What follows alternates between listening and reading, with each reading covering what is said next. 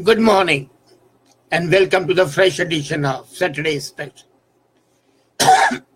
Ordinarily, we assume that 100 calendar years constitute a century. But do the calendar years matter? A century is supposed to be a compendium of 100 years of change. The change can be geopolitical and the change can be technological. When the First World War ended, the famous British historian Eric Hobsbawm called the period between Archduke Ferdinand's assassination in 1914 and British and the Soviet Union collapse as the shortest 20th century. The end of the Cold War marked a new and distinct era in the world affairs. Similarly, in the last few years, as a matter of fact, in the last 2.5 years, the technological progress has been of such a nature that it can encompass more than a century. And the geopolitical situation in the last 1 year has changed beyond recognition. The changes in the technological aspects, the progress in the fields of technology, especially robotics and artificial intelligence, as well as the geopolitical changes, mark this year 2017 as the end of the century.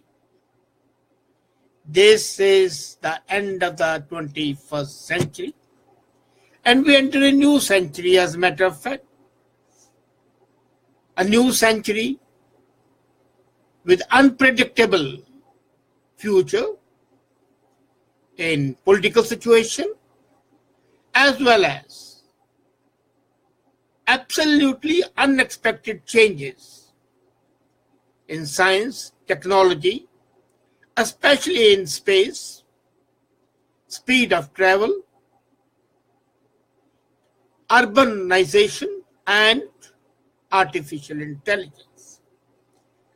With mere perspective of the past couple of years and trying to project into the future, we can see that it's not as much as constituting a break with the past, but this quarter century, after falling of the Berlin Wall, has changed the world. Donald Trump's inauguration of the world as the president of USA represents a definitive break with the past. And it's in continuation with the advent of Modi, Abe in Japan, and as I said earlier, in France, in Latvia, in Bulgaria, in Poland, in Austria, and in England. It's too early to guess what it was in June 1914. The election of the nationalist forces, the advent of the strongmen in politics has simply announced that we are reverting to something different. And now in this new age of anti-globalization, the major players like USA, Russia, China, Germany, and India are reverting to their old spheres of influence. And each country wants to dominate their respective domains within an increasing balkanization of international system. You see, the call of Trump, right, and it was very clear when he said in his inauguration address, right of all nations to put their own interest first. And even if this is how Trump's America will behave, nobody in today's world can deny that the advent of President Xi in China, the default champion of globalization, is some sort of a new reality. So anti-globalization and pro-globalization forces are at work. The top-down, the strongman model that has emerged in politics does not portend the future. Rather, it's in the last gasp of an earlier time, a rehash of obsolete governments that idolized and hybridized the rise of the non-state actors. And these non-state actors can only be destroyed by the strong men. Look at what's happening in countries in Middle East. And in Pakistan, the non-state actors are emerging with a much more force. And their impact on the surrounding countries in South Asia, as well as in adjoining Middle East, would be profound. So, this change, technologically, could you ever imagine that you could have remote surgery? Could you ever imagine a robot doing everything for you? Looking at the space travel, even the going of Neil Armstrong on the moon was not as much revolutionary as landing on the Mars. So there's a different international order both on the political as well as on the technological scene.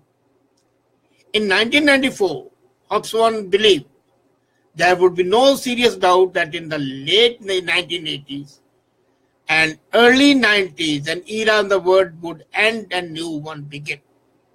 And it is clear that now it has ended. You know, the process has been there all the time. The change has been there all the time, but the quantum of the change has been beyond recognition and beyond calculation. The second word was building a liberal international order. First with an aborted attempt after the First World War in the League of Nations, and then with the United Nations and the Bretton Woods institutions like the World Bank, International Monetary Fund. And, you know, it came in full bloom when the concept of democracy and free market spread across the globe. But there was a worm, there was a canker in this so-called paradise. And that serpent in paradise bit itself and that order within it was and poisoned it. The globalization started exploiting the already exploited while creating a mask of good for all. And that is why the United Nations MDGs, Millennium Development Goals, failed miserably, and the result was Sustainable Development Goals. Even there, the false concepts of global warming, which are in fact a natural change, climatic change, were sought to be made demigods. And you know, by the end of the 20th century, you had seen the framework was applied only to a group of countries. But with the end of the Cold War, it was suddenly available to all. And when this moral order came into being, it was fully realized that the world has lost its center and it became drifting. When things start drifting, change becomes faster. Free markets and material prosperity, once regarded as a means to a larger end, became an end in itself.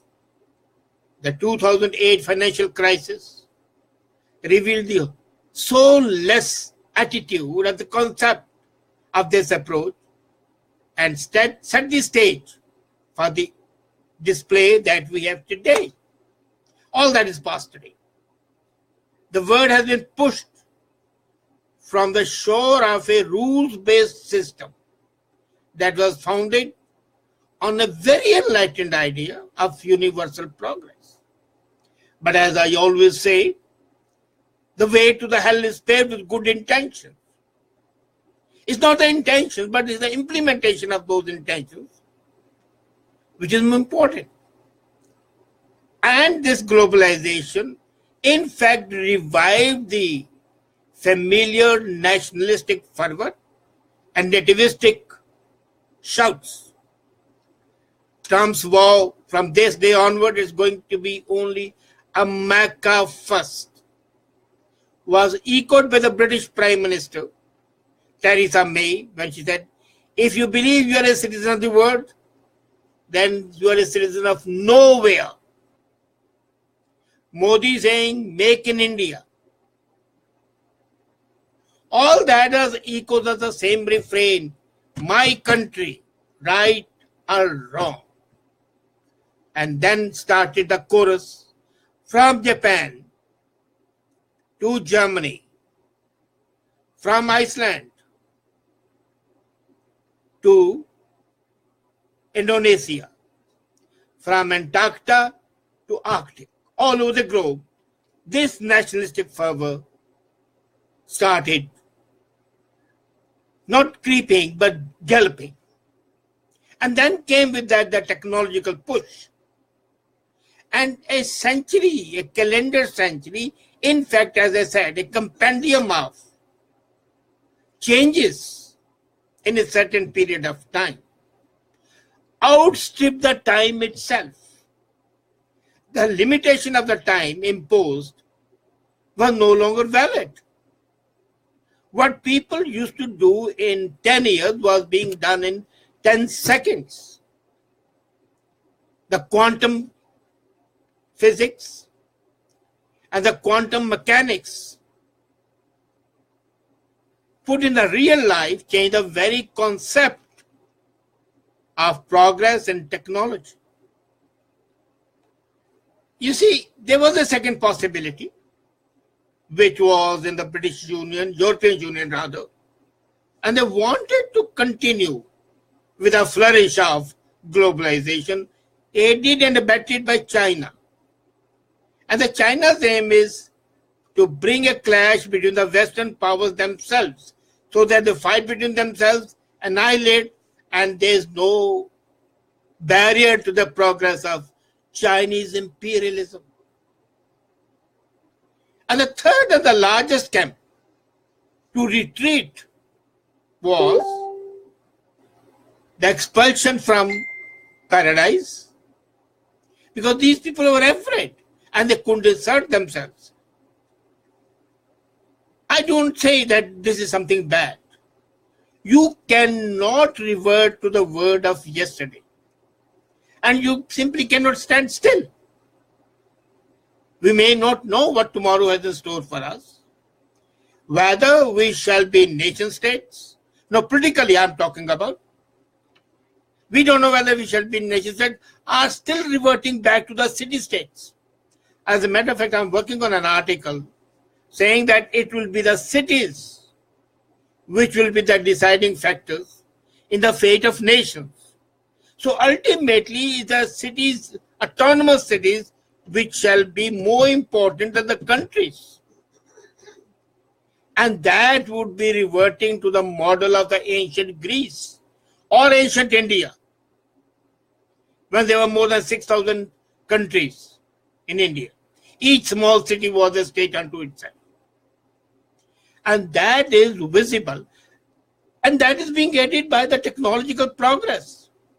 If a small city, like the technology cities which are coming in Toronto, in Silicon, in New York, and the Amazon city, for which there is a fight in 20 cities, they want to have Amazon's headquarters there, because that will give them strength. So technological progress on one side, the rise of nationalism, we shall percolate from the country to the city, shall make the new world absolutely wondrous.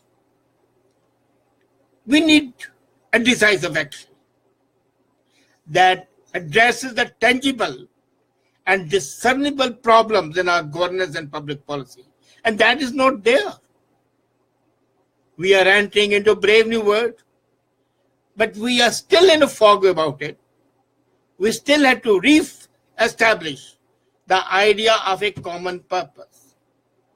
The word, as I see, would be small cities or big cities having their own say as a part of the country and yet independent. And that would be, as I said earlier, Huxley's word, a brave new word. But whatever it may be, Trump and progress in artificial intelligence have marked a new epoch in the history, a new geopolitical century, a new technological century, and nobody can yet say what the end would be. But this year, inauguration of Trump and giving citizenship to a robot by Saudi Arabia, that was the height of technological progress, that a robot is giving the citizenship of a country.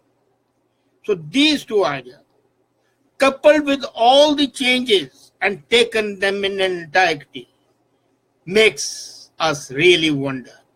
Oh, brave new word. And shall I say, welcome to that brave new word. A word that smashes all the icons of the past and yet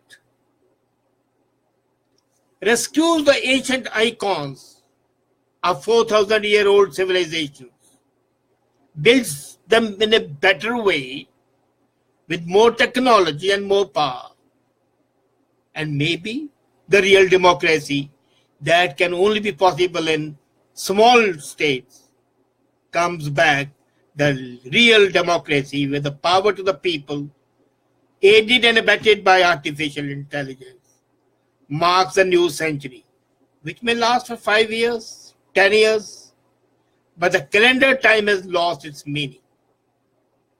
So, welcome to the new century, a new century of geopolitical system, and a new century of technological awareness and absorption of that awareness. Thank you.